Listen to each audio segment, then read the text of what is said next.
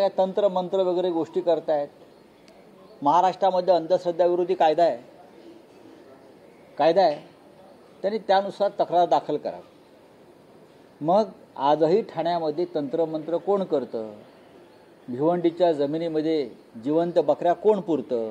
कामाख्या मंदिरात 55 रेडे कापणारे लोक आणि कापलेल्या रेड्याची शिंग इथे आणून पुरणारे लोक हे आमच्या लोकांवरती आरोप करतात।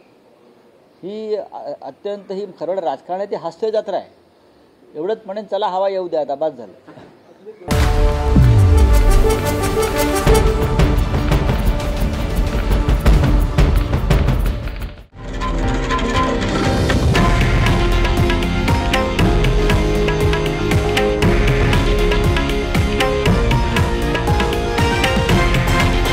हे आहे देशातील नंबर 1 न्यूज नेटवर्क आणि आपण पाहत आहात TV9 मराठी, एकमेव।